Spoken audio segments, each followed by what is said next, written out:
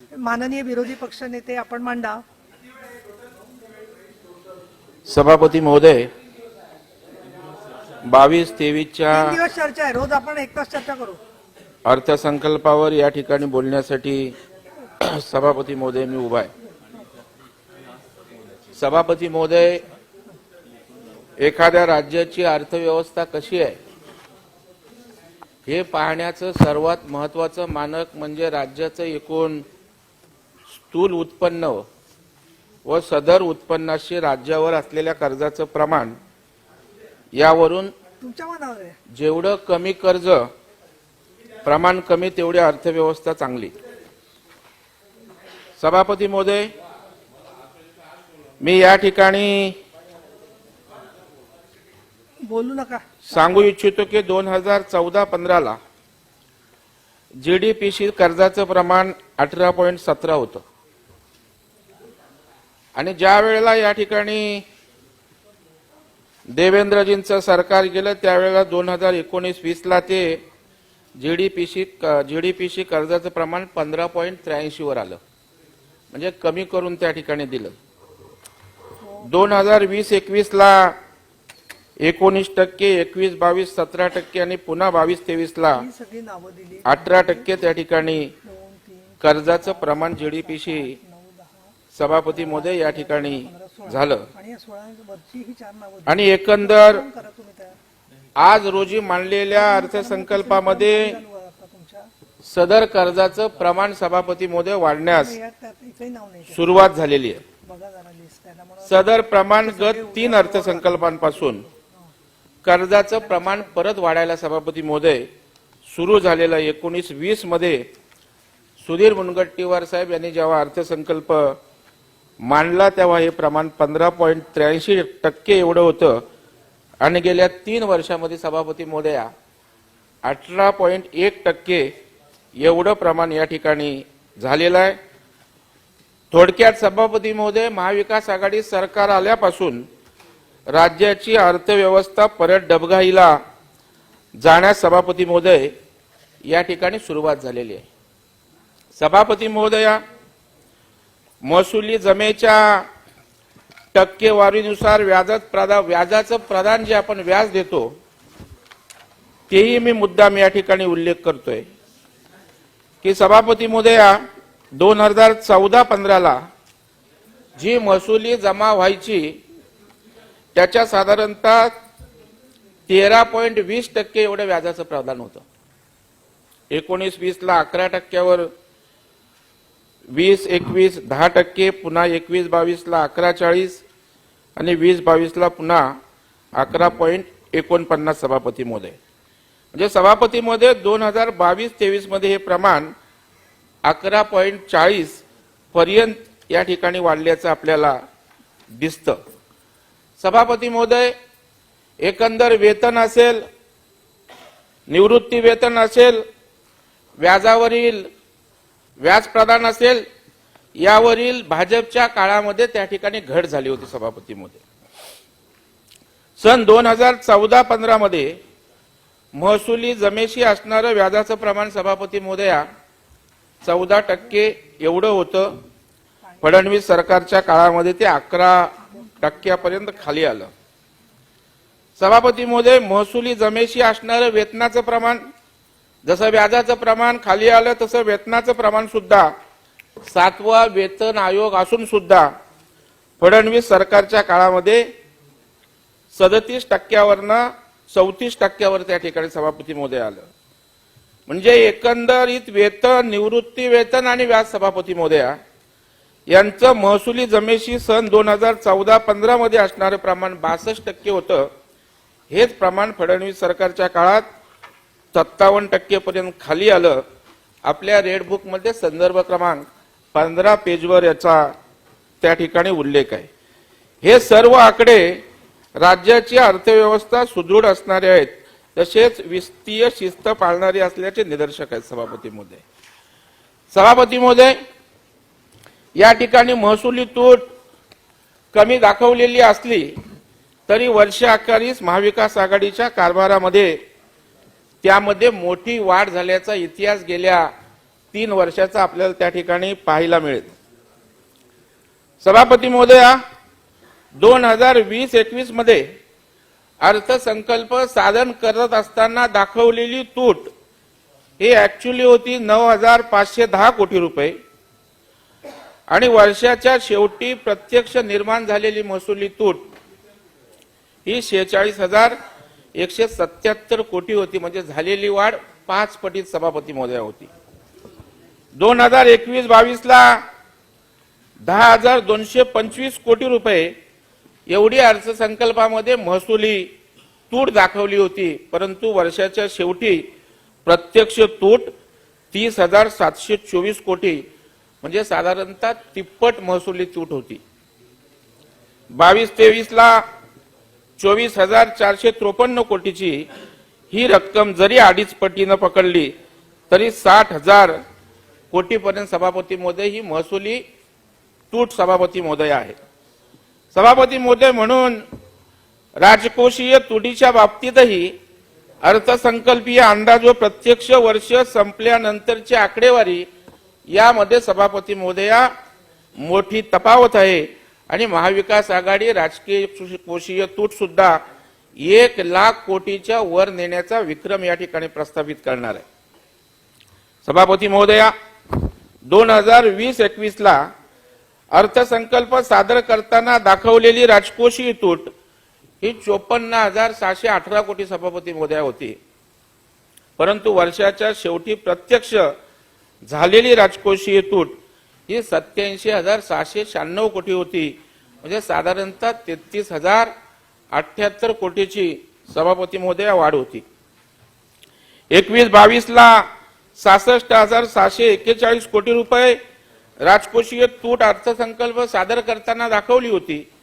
प्रत्यक्षात वर्षाच्या शेवटी 89,081 कोटी म्हणजे 22,240 कोटीची वाढ त्या ठिकाणी दिसते.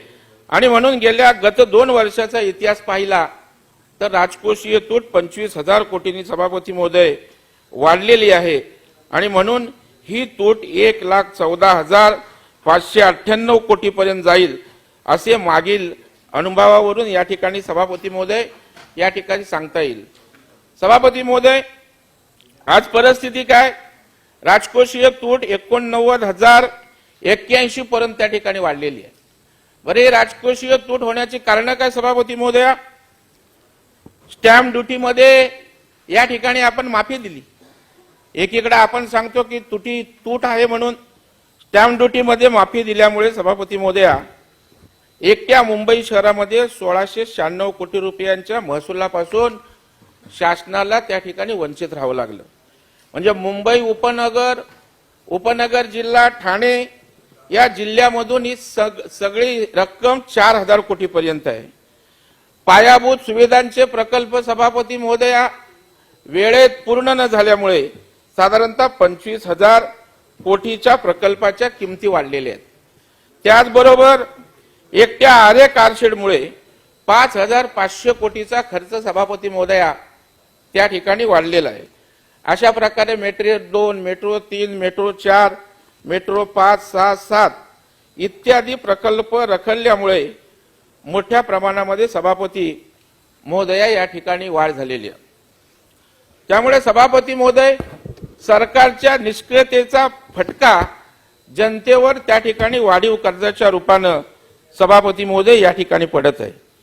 म्हणजे पायाभूत सुविधांकडे दुर्लक्ष होत असताना सभापती महोदया सहकारी साखर कारखाने असतील, इतर सहकारी संस्था असतील, बहुतांशी मंत्रिमंडळाच्या सदस्यांच्या सहकारी संस्था आहेत, किमान 2,105 कोटी रुपयाची थकामी सभापती महोदय त्या ठिकाणी घेण्यात आले. त्याचा उल्लेख आर्थिक पाहणी अहवालामध्ये पृष्ठ क्रमांक 83 वर सभापती महोदय या ठिकाणी दिसतोय. मग या इतर संस्थांना का सवलती नाहीत, इतर उद्योगधंद्यांना का सवलती नाहीत? आणि त्याच्यामुळे सरकारच्या निष्क्रियतेमुळे आणि बिल्डर धार्जिण्या निर्णयामुळे, स्वहिताच्या निर्णयामुळे महाराष्ट्रातील जनतेवर कर्जाचा बोजा वाढून राजकीय तूट सभापती महोदय या ठिकाणी मोठ्या प्रमाणावर दिसते. सभापती महोदय, 2 वर्षामध्ये राज्याच्या कर्जाचा बोजा हा 2,82,547 कोटीनं या ठिकाणी वाढलेला आहे. आम्ही ज्या वेळेला 2019चा अर्थसंकल्प मांडला तेव्हा कर्जाचं प्रमाण 4,07,152 कोटी होतं सभापती महोदय. राज्यावरील कर्जाचं प्रमाण आज 5,72,379 कोटीपर्यंत वाढले आहे व पुढील वर्षात वाढीव कर्ज घेण्याचा जर अंदाज वर्तवला तर एकूण कर्जाची रक्कम 6,49,699 कोटीपर्यंत वाढणार आहे. केवळ 3 वर्षाच्या कालावधीमध्ये महाराष्ट्रातील या महाविकास आघाडी सरकारने महाराष्ट्राच्या जनतेच्या डोक्यावर कर्जाचा बोजा 2,82,547 कोटीने वाढवलेला आहे सभापती महोदय. आणि सभापती महोदय हे करत असताना कुठल्या नवीन योजना आहेत का? तर नवीन योजना नाहीत. तर जी काही कर्ज काढलेली आहेत ती या ठिकाणी स्वतःच्या हितासाठी सभापती महोदय या ठिकाणी काढलेली आहेत. आणि म्हणून महाविकास आघाडीच्या या पराक्रमामुळे प्रत्येक नागरिकावर गत 2 वर्षात 21,583 रुपयाचा बोजा सभापती महोदय या ठिकाणी वाढवला. हा पराक्रम महाविकास आघाडीचा महाराष्ट्रातील जनता त्या ठिकाणी सभापती महोदय विसरणार नाही. सभापती महोदय, एक या ठिकाणी अर्थसंकल्पातील गोष्ट आपल्या माध्यमातून मी सरकारच्या निदर्शनास आणू इच्छितो. 65,647 कोटी कुठे गेले याचा मी पत्रव्यवहार करून शिंदे साहेब शोध घेतोय. एप्रिल 2020 31 मार्च 2021 या कालावधीमध्ये प्रत्यक्ष पुरवणी मागण्यांसह अर्थसंकल्पीय अंदाज काय होता आणि त्या अनुषंगाने किती निधी प्रत्यक्ष त्या विभागांना वितरित करण्यात आला याची मी माहिती सभापती महोदय माझ्या पत्राद्वारे मी वित्त विभागाकडे त्या ठिकाणी मागवली. आपण बघाल अर्थसंकल्पीय अंदाज सभापती महोदया 5,24,977 कोटीचा होता. वितरित निधी 4,50,924 कोटी होता. परंतु सभापती महोदया प्रत्यक्षात मार्च अखेर झालेला खर्च हा 3,85,287 कोटी एवढा होता. या आकडेवारीप्रमाणे अर्थसंकल्प ज्यावेळी मांडण्यात आला सभापती महोदया त्यावेळी 3,56,967 कोटी रुपये एवढाच खर्च अपेक्षित होता. परंतु नंतर झालेल्या अधिवेशनामध्ये 1,68,010 कोटी रुपयांच्या पुरवणी मागण्या त्या ठिकाणी मांडण्यात आल्या आणि एकंदरीत 5,24,977 कोटी रुपयाच्या अर्थसंकल्पीय मागण्या विधिमंडळाने सभापती महोदया या ठिकाणी मंजूर केल्या. सभापती महोदया, माझा प्रश्न आहे, 4,50,900 कोटी रुपयांचा निधी वितरित करण्यात आला व प्रत्यक्षात 3,85,277 कोटी खर्च करण्यात आला. याचाच अर्थ वितरित केलेल्या खर्चापैकी 65,747 कोटी रुपये हे अखर्चित राहिले.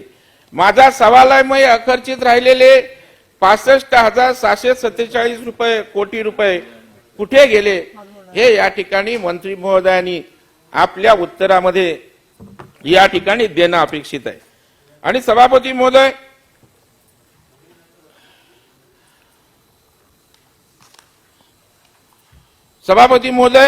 त्याच्यामुळे या 65,000 या डिफरन्सचा उल्लेख या ठिकाणी त्यांनी सांगण्याची आवश्यकता आहे. सभापती महोदय, 2021-22 मध्ये 3,79,212 कोटी रुपयाचा अर्थसंकल्प आमच्या समोर सादर करण्यात आला होता. परंतु मी वित्त विभागाकडे अर्थसंकल्पीय अंदाजाची माहिती त्या ठिकाणी मागवली असता वित्त विभागाकडून 5,27,906 कोटी रुपयांच्या विविध विभागांचा एकूण अर्थसंकल्पीय अंदाज सभापती महोदया व्यक्त करण्यात आला. वित्त विभागातून अशी माहिती मला देण्यात आली की 3,68,496 कोटी रुपये सन 2021-22 मध्ये नोव्हेंबर 2000 अखेर वितरित करण्यात आली. सदर निधी नोव्हेंबर 2000 अखेर कसा वितरित झाला हा मला प्रश्न सभापती महोदय पडला. याचे कारण म्हणजे नोव्हेंबर 2021 अखेर राज्य शासनाकडे विविध महसूल जमेद्वारे व कर्जाद्वारे किती निधी प्राप्त झाला याची माहिती सभापती महोदय मी मागितली होती. वित्त विभागाने दिलेल्या माहितीप्रमाणे 69,128 कोटी रुपयांचे कर्ज सभापती मध्ये उभारण्यात आलं व 1,80,888 कोटी रुपये महसूल प्राप्त झाला सभापती मध्ये. म्हणजे राज्य शासनाकडे 2,50,16 कोटी रुपये सभापती मध्ये त्या ठिकाणी जमा झाले आणि नोव्हेंबर अखेर 2,50,16 कोटी रुपये जमा असताना 3,68,946 कोटी वितरित कसे गेले हा सभापती महोदय माझा प्रश्न सभापती महोदय या ठिकाणी आहे.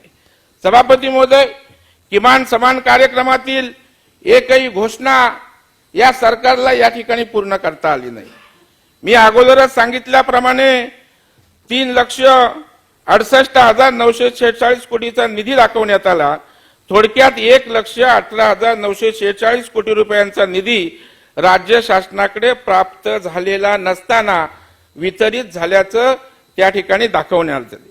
मग ही विविध विभागांची फसवणूक नाही का सभापती महोदय? आणि म्हणून अशा प्रकारे या ठिकाणी जनतेला आपण त्या ठिकाणी तर फसवतच आहात, परंतु त्या ठिकाणी आपण आपल्या विभागांना सुद्धा सभापती महोदय या ठिकाणी फसवताना दिसतंय. सभापती महोदय, या महाविकास आघाडीमध्ये या ठिकाणी रावते साहेब शिवसेनेचे मुख्यमंत्री असताना सुद्धा आपल्या खात्याला या ठिकाणी किती निधी मिळालाय याची मी आपल्याला जाणीव त्या ठिकाणी करून देतो. म्हणजे राष्ट्रवादीच्या तुलनेत केवळ त्या ठिकाणी 18 ते 20% निधी देऊन भलामण केलेली आहे. गत 2 वर्षामध्ये विविध खात्यांना किती निधी मिळाला याचा हिशोब केला तर राष्ट्रवादीच्या खात्यांना 59-60% निधी, काँग्रेसच्या खात्यांना 27% व सर्वाधिक आमदार असूनही तसेच पक्षाचा मुख्यमंत्री असूनही शिवसेनेच्या खात्याला केवळ फाटक साहेब 13% निधी या ठिकाणी मिळालेला आहे. म्हणजे काय तर राष्ट्रवादीला जेवढा निधी मिळाला त्याचा अर्धा निधी 44 आमदार असलेल्या काँग्रेसला मिळाला व सर्वाधिक 56 आमदार असूनही काँग्रेसला मिळालेल्या निधीच्या केवळ 50%वर रावते साहेब आपल्याला त्या ठिकाणी समाधान मांडावं लागलं. हा एकंदर राष्ट्रवादीच्या तुलनेत 20% आहे. म्हणजे शिवसेनेचे मुख्यमंत्री असताना अर्थसंकल्पामध्ये आपल्याला काय स्थान आहे हे या ठिकाणी समजून घेण्याची आवश्यकता आहे. सभापती महोदय, निधी कमी दिला इथपर्यंत मी समजू शकतो, परंतु खात्याला निधी दिल्यावर वितरण सुद्धा कमी झालेला आहे, खर्चही त्या ठिकाणी कमी झालेला आहे. शिवसेनेच्या खात्यामार्फत सन 2021-20 आर्थिक वर्षामध्ये 3.11 ते 74% निधी खर्च करण्यात आला. सर्वात कमी निधी खर्च करण्यात आला तो पर्यावरण व वातावरण बदल मंत्री यांच्या खात्यामध्ये. केवळ 463 कोटी एवढ्याच निधीची या खात्याला तरतूद होती सभापती महोदया, त्यापैकी 14 कोटी खर्च करण्यात आले. हा प्रकार चक्क मुख्यमंत्र्यांचे सुपुत्र आदरणीय आदित्यजींच्या खात्यात जर होत असेल तर बाकीचं काय आलबेला याचा विचार त्या ठिकाणी करण्याची आवश्यकता आहे. दुसरं पर्यटन खातं. पर्यटन खात्यामध्ये 1557 कोटीपैकी केवळ 376 कोटीच रुपये खर्च करण्यात आले. म्हणजे सेनेचे वरिष्ठ मंत्री असलेले सुभाष देसाई साहेब यांच्या खात्यामध्ये देखील 14,050 कोटीपैकी केवळ 4,801 कोटी खर्च करण्यात आले. ही रक्कम केवळ 34% त्या ठिकाणी. सभापती महोदय, जळगाव खांद्याचं नेतृत्व करणारे आमचे गुलाबराव पाटील यांच्या खात्यामध्येही 34% दिलेल्या रकमेपैकी रक्कम खर्च करण्यात आली. शेतकऱ्यांसाठी वरदान असणाऱ्या मृदू व जलसंधारण खात्यामध्ये केवळ 38% रक्कम खर्च करण्यात आली. मराठी भाषा विभागामार्फत 39% रक्कम खर्च करण्यात आली. आमचे उदय सामंत मात्र तयारीचे आहेत. उदय सामंत यांच्या 50% पेक्षा अधिक रक्कम केवळ एकाच खात्यात खर्च करण्यात आली, ती म्हणजे उच्च व तंत्र शिक्षण मंत्री उदय सामंत यांच्या खात्यामध्ये सभापती महोदय या ठिकाणी खर्च करण्यात आली. सभापती महोदय, त्यामुळे अशा प्रकारे मी सविस्तर तपशीलवार या ठिकाणी सांगत नाहीत, परंतु या ठिकाणी जनतेला सोडा आपापसात सुद्धा या ठिकाणी समान निधीचं वाटप होत नसताना सभापती महोदय या ठिकाणी मी उल्लेख करू इच्छितो. सभापती महोदय, वित्त खात्याकडे मी अनेक ठिकाणी पत्रव्यवहार केला. 25 कोटीच्या वरील नसती वित्त खात्याकडे त्या ठिकाणी किती आहेत, का थांबले याची माहिती घेतली तर मंत्रालय परिसरामध्ये वित्त विभागाची एनओसी म्हणजे वित्त विभागाचा टोल आहे अशा प्रकारची चर्चा रंगल्याचं माझ्या कानावर आलंय. सभापती महोदय, मी वित्त विभागाकडे 25 कोटीच्या वर किती नसती प्राप्त झाल्या, त्यापैकी किती नसत्यांविषयी सकारात्मक निर्णय घेण्यात आले, किती नसत्या नाकारण्यात आल्या याबद्दल मी माहिती मागितली. परंतु या ठिकाणी वित्त विभागाकडून माझ्या पत्राला सुद्धा केराची टोपली सभापती महोदय दाखवली. काय वित्त विभागाचे सहसचिव या राज्याच्या विरोधी पक्षनेत्याला उत्तर देतात की 25 कोटीवरील किती नसत्या वित्त विभागाकडे प्राप्त झाल्या अशा प्रकारची माहिती वित्त विभाग ठेवत नाही. सभापती महोदय, आज लाखो रुपयाचा खर्च आपण या ठिकाणी जर कर्मचाऱ्यांच्या अधिकाऱ्यांच्या त्या ठिकाणी पगारावर करणार असू आणि जर विरोधी पक्ष नेता अशा प्रकारची माहिती मागत असेल आणि ती आपल्याकडे उपलब्ध नसेल असं जर सांगत असो तर नेमकं काय करायचं आहे याचं मार्गदर्शन सभापती महोदय आपण त्या ठिकाणी करण्याची आवश्यकता आहे. सभापती महोदय, गेल्या 2 वर्षातले मंत्रिमंडळाच्या निर्णयांवर जर नजर फिरवली तर सत्तेचा वापर महाविकास आघाडी सरकारनं केवळ स्वतःचे कारखाने स्वतःचे उद्योग टिकवण्यासाठी वाढवण्यासाठी त्या ठिकाणी केल्याचं निश्चितपणे दिसून येतं. सत्तेचा वापर वाईन उद्योगांसाठी धनाढ्य बिल्डरांसाठी केल्याचं या ठिकाणी दिसून येतं. जनतेसमोर जाताना दिलेली आश्वासनं प्रत्यक्षात निर्णय घेतलेले मंत्रिमंडळातले आपण पाहिले तर जनतेला पूर्णपणे वाऱ्यावर सोडण्याचं काम या महाविकास आघाडी सरकारने केलेलं आहे. आणि नेमकं हे सरकार कोणासाठी काम करतंय हा खऱ्या अर्थानं प्रश्न सभापती महोदय या ठिकाणी आहे. सभापती महोदय, निवडणुकीपूर्वी राष्ट्रवादी काँग्रेस असेल काय सांगितलं होतं, काय आश्वासन दिलं होतं की आम्ही टोलच्या दरामध्ये पारदर्शकता आणू, परंतु टोलचे दर वाढवू असं आश्वासन दिलं नव्हतं. दिलेले आश्वासन न पाळता 19 नोव्हेंबर 2020च्या मंत्रिमंडळ निर्णयांमध्ये कंत्राटदारांच्या हिताचा टोल दरवाढ करण्याचा निर्णय सभापती महोदय त्या ठिकाणी घेण्यात आला. दिनांक 19 नोव्हेंबर 2020 ला सार्वजनिक बांधकाम विभागानं घेतलेला निर्णय सार्वजनिक बांधकाम विभागाच्या प्रकल्पावर केवळ जड वाहनांवरील पथकरात काही प्रमाणात वाढ, हलक्या वाहनांवरील सूट कायमच अशा प्रकारचा निर्णय केला. हा निर्णयामुळे फायदा कोणाचा? या ठिकाणी टोल कंत्राटदारांचा. परंतु अप्रत्यक्षरित्या माल वाहतुकीचे दर आणि महागाईमध्ये अशा प्रकारच्या निर्णयानं त्या ठिकाणी भर पडते आणि सर्वसामान्य जनतेवरच त्या ठिकाणी सभापती महोदय याचा भुर्दंड त्या ठिकाणी येतो. सभापती महोदय, सत्ता आल्यानंतर ताज ग्रुपला जमीन भाड्यानं देऊ अशा प्रकारचं आश्वासन दिलं नसतानाही पर्यटनाच्या दृष्टीनं त्या ठिकाणच्या रोजगाराच्या दृष्टीनं निर्णय घेतला सरकारनं. 9 जून 2020 ला पर्यटन विभागानं मौजे शिरोडा वेळागर येथे पंचतारांकित पर्यटन केंद्रासाठी ताज ग्रुपला भाडेपट्ट्याने जमीन द्यायला पाहिजे. फायदा ताज ग्रुपला झाला, चांगला ग्रुप आहे, त्या ठिकाणी हॉटेल उभं राहण्याची आवश्यकता आहे. परंतु त्याची प्रगती काय हे या ठिकाणी मंत्री महोदयानं सांगण्याची आवश्यकता आहे. 2-2, 2.5 वर्ष आपण जमीन देणार असू, परवानग्या देणार असू आणि जर तिथे ती जर संस्थेच्या माध्यमातून जर हॉटेल उभं राहिलं नाही तर त्याचा उपयोग काय? सभापती महोदय, लोकसेवा आयोगाचे अधिकार कमी करून निवड मंडळामार्फत त्या ठिकाणी भरण्याचा निर्णय या ठिकाणी घेतात. सभापती महोदय, लोकसेवा आयोग ही सध्या तरी आपल्या राज्यातील एक गुणवत्ता जोपासणारी संस्था आहे. परंतु लोकसेवा आयोगावर अविश्वास दाखवून निवड मंडळामार्फत प्राध्यापकांची पदे भरण्याचा प्रयत्न म्हणजे डॉक्टर घडवणाऱ्या प्राध्यापकांचा दर्जा घसरवण्याचाच प्रयत्न महाविकास आघाडी सरकारने केला असं माझं स्पष्ट मत आहे. थोडक्यात स्वतःच्या सोयीचे प्राध्यापक भरणं व त्यातून वसुली करणे यासाठी खटाटोप आहे काय अशा प्रकारच्या शंकेला सुद्धा सभापती महोदय या ठिकाणी वाव मिळतो. जे आश्वासनच दिलं नाही त्याबद्दल निर्णय घेतला. निवड प्रक्रियेतील पारदर्शकता वाढवू हे निवडणुकीपूर्वी दिलेलं आश्वासन या ठिकाणी सभापती महोदय या ठिकाणी हवेत विडलं.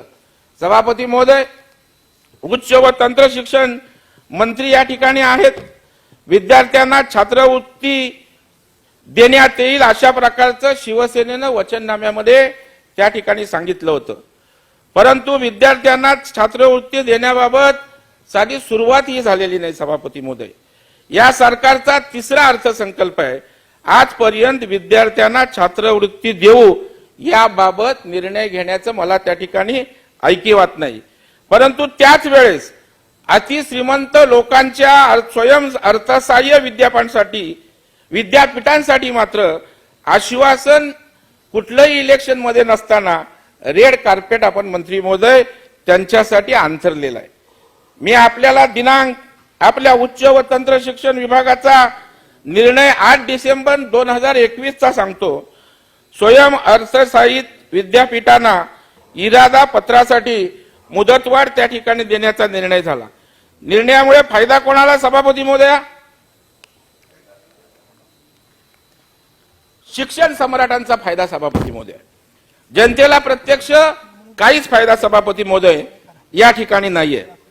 सभापती महोदय किती सवलती कोणाला देत आहेत बघा. स्वयं अर्थसहाय्यित विद्यापीठांना इरादा पत्र मिळवण्यासाठी 2 वर्षाची मुदत असताना परत मुदतवाढ देण्याची गरज काय होती याचं उत्तर हवंय. परंतु कोट्याधीश शिक्षण सम्राटांच्या दबावाखाली उच्च शिक्षण मंत्री असतील सरकार झुकलंय आणि अशा प्रकारचा निर्णय घेतलाय. म्हणजे स्वयं अर्थसहाय्यित विद्यापीठांच्या हिताचा निर्णय घेताना जी गतिमानता महाविकास आघाडी सरकारने दाखवली तीच गतिमानता सर्वसामान्य विद्यार्थ्यांच्या हितासाठी या ठिकाणी दाखवता आली नाही. आणि त्याच्यामुळे सभापती महोदय शिक्षण संस्था बळकट झाल्या पाहिजे. परंतु त्या शिक्षण संस्थांबरोबर तिथे शिकणारा विद्यार्थी आहे त्याच्यासाठी आपण काय करतोय याचाही त्या ठिकाणी विचार करण्याची आवश्यकता आहे. सभापती महोदय राज्यपालांचे अधिकार कमी करून स्वतःच कुलपती होण्याचा निर्णय म्हणजे थेट शिक्षण व्यवस्थेमध्ये राजकीय हस्तक्षेप करण्याचा या ठिकाणी सरकारनं प्रयत्न केलाय. स्वतःच्या हिताचे निर्णय सभापती महोदय घेत असताना आर्थिक दुर्बल घटक व शेतमजुरांच्या मुलांसाठी शिक्षण प्राप्तीसाठी 0% दराने कर्ज योजना राबवणार हे आश्वासन या ठिकाणी यांचा हवेत विरलं. त्यांनी त्या ठिकाणी कुठल्याही प्रकारची त्या दृष्टीनं हालचाल केली नाही. परंतु सभापती महोदय हे सरकार बिल्डर धार्जी नाही. कशा पद्धतीचं मी सांगतो. सत्तेत आल्यानंतर त्या ठिकाणी मुद्रांक शुल्क कमी करणे हा निर्णय 100% विकास धार्जीना निर्णय आहे. या निर्णयामुळे एकट्या मुंबई जिल्ह्यात 1696 कोटीचं नुकसान सभापती महोदय झाले. आणि मी मगाशी सांगितल्याप्रमाणे ठाणे पुणे या परिसरात जर आपण पकडलं तर 2568 कोटीचं नुकसान सभापती महोदया या ठिकाणी झालेलं आहे. म्हणजे मुंबई ग्राहक पंचायतीनं मुद्रांक शुल्क सवलतीचा फायदा बिल्डरांनी तर घेतलाच परंतु तो ग्राहकांपर्यंत पोहोचला नाही अशी तक्रार करून महाविकास आघाडीचं हे बिल्डर धोरण जनतेसमोर या ठिकाणी उघडं पाडलेलं आहे. म्हणजे कोणासाठी फायदा? वेगवेगळ्या प्रकारच्या ट्रस्टला जागा दिल्या त्या ठिकाणी भाडेपट्ट्यांचं नूतनीकरण त्या ठिकाणी केलं गेलं. मी आता यादी सगळी वाचत नाही सभापती महोदय. आमदारांना त्या ठिकाणी त्यांच्या वैयक्तिक व्यवसायामध्ये विशेष बाब म्हणून दंड माफ करण्याचा निर्णय सुद्धा या सरकारनं केला.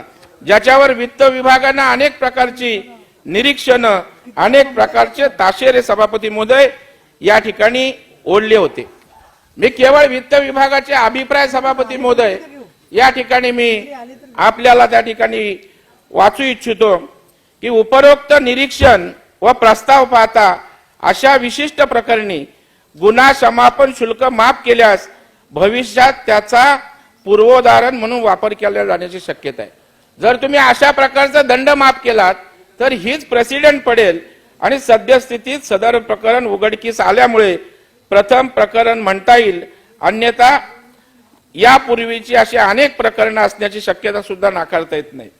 राज्यामध्ये पसरलेल्या कोविड-19च्या पार्श्वभूमीवर राज्याचे महसूल उत्पन्न मोठ्या प्रमाणावर घटलेले आहे अभिप्रायात सांगताय.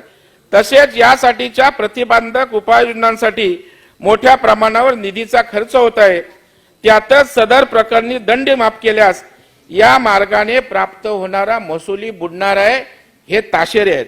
त्यामुळे ठाणे महानगरपालिकेस प्राप्त होणारी रक्कम माफ करण्यास वित्त विभाग सहमती देता येणार नाही. नगर विकास विभागाचा प्रस्तुत प्रस्ताव अमान्य करण्यात यावा अशा प्रकारची सभापती महोदय या ठिकाणी टिप्पणी केलेली असताना सुद्धा मंत्रिमंडळानं व्यक्तिगत स्तरावर या ठिकाणी सरकारचा लाभ देण्याचा प्रयत्न सभापती महोदय या ठिकाणी केल्याचं दिसतंय. सभापती महोदय, अशाच प्रकारचा निर्णय सातारा मेषपालन व लोकर प्रक्रिया सहकारी संस्थेसाठी जमीन खरेदी व्यवहारातील मुद्रांक शुल्क माफ करण्याचा निर्णय घेतला. व्यक्तिगत संस्था डोळ्यासमोर ठेवून, व्यक्तिगत व्यक्ती डोळ्यासमोर ठेवून अशा प्रकारचे निर्णय घेत आहेत. सर्वसामान्य जनतेला याचा काय फायदा आहे याचं उत्तर या ठिकाणी सभापती महोदय या ठिकाणी द्यावं लागणार आहे. सभापती महोदय, दुष्काळी मराठवाडा विदर्भाकडे दुर्लक्ष करून सुजलाम सुफलाम या ठिकाणी सांगली जिल्ह्यातील महागड्या उपसा सिंचन सुधारित योजनेस प्रशासकीय मान्यता दिली. बाळासाहेब, आपण द्या. सांगलीचा विकास त्या ठिकाणी झाला पाहिजे याविषयी तिथल्या जलसंपदा मंत्री असतील, मोठ्या प्रमाणावर निधी द्या, आमचं काही म्हणणं नाही. परंतु विदर्भ मराठवाड्याला दुष्काळापासून मुक्त करण्यासाठी आपण आश्वासन दिलं होतं. याचा 2.5 वर्षामध्ये आघाडी सरकारला विसर पडलाय काय अशा प्रकारचं या ठिकाणी चित्र आहे. आपण सांगलीचे जलसंपदा मंत्री असल्यामुळे 27 ऑक्टोबर 2021 रोजी उपसा सिंचन योजनेसारख्या महागड्या व न परवडणाऱ्या योजनेस विशेष बाब म्हणून त्या ठिकाणी मान्यता देण्यात आली. म्हणजे सभापती महोदय, विदर्भ मराठवाडा दुष्काळाने त्या ठिकाणी होरपळला असताना, त्यांचा सिंचनाचा अनुशेष बाकी असताना अशा प्रकारच्या उपसा सिंचन योजनेच्या खर्चिक योजना त्या ठिकाणी होत आहेत, परंतु इतर लोकांकडे दुर्लक्ष होत आहे. सभापती महोदय, मराठवाडा वॉटर ग्रीड करता या सरकारकडे या ठिकाणी निधी नाही. कोकणातील वादळग्रस्तांसाठी या ठिकाणी सरकारकडे निधी नाही. कोकणातले अनेक प्रकल्प रखडलेले आहेत, या ठिकाणी या सरकारकडे निधी सभापती महोदय या ठिकाणी नाही. परंतु व्यक्तिगत, व्यक्ती केंद्रित आणि व्यक्तींच्या साठीच अशा प्रकारचा अर्थसंकल्प आहे की काय अशा प्रकारची सभापती महोदय या ठिकाणी माझ्या मनामध्ये शंका आहे. सभापती महोदय, दिनांक 10 नोव्हेंबर 2021 व दिनांक 20 जानेवारी 2022 रोजी कंत्राटदार हिताचे 2 निर्णय मंत्रिमंडळाच्या बैठकीत घेण्यात आले. म्हणजे 2012 ते 2014 दरम्यान जलसंपदा विभागातील भ्रष्टाचार महाराष्ट्रात प्रचंड गाजला. हा भ्रष्टाचार एवढ्या मोठ्या प्रमाणावर होता की 1 हेक्टर जमीन सिंचनासाठी 8 ते 10 लाख रुपयाचा त्या दरम्यान खर्च करण्यात आला होता. 2015 मध्ये भाजपचं सरकार आल्यानंतर जलसिंचनाचा खर्च 10 लाखावरून थेट सभापती महोदया 2 लाखावर आला. या प्रकरणी दोषी कंत्राटदारांची देयके काढू नयेत अशा प्रकारचं स्पष्ट असताना कोकणातील 6 प्रकल्पांच्या निविदा विखंडनाचे आदेश त्या ठिकाणी रद्द करण्यात आले. म्हणजे कंत्राटदारांच्या भल्यासाठी हा निर्णय घेण्यात आला. केवळ कंत्राटदारांच्या हिताचे निर्णय घेण्यासाठीच महाविकास आघाडी सरकार आहे का अशा प्रकारचा प्रश्न सभापती महोदय या ठिकाणी माझ्या समोर आहे. सभापती महोदय, 10 नोव्हेंबर 2021 जलसंपदानं निर्णय केला. काय निर्णय केला? कोकणातल्या 6 प्रकल्पांच्या निविदा विखंडनाचे आदेश त्या ठिकाणी रद्द केले. कोणाचा फायदा झाला? कंत्राटदारांचा फायदा झाला.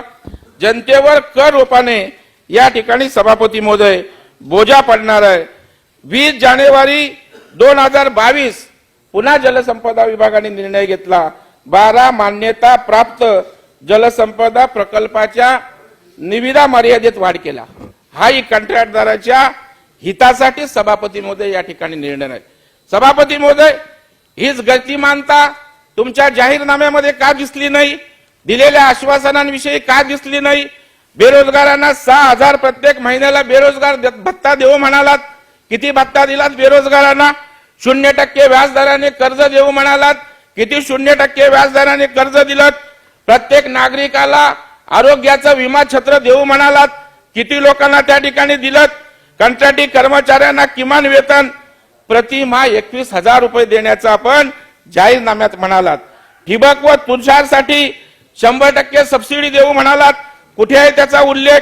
दुधाला किमान हमीदर देऊ म्हणालात. किती हमीदर त्या ठिकाणी दिलात? इतर राज्यांच्या तुलनेत उद्योगांसाठी विजेचे दर निश्चित करू अशाही प्रकारचं आपण सभापती महोदय या ठिकाणी म्हणालात, परंतु काही केलेलं नाही.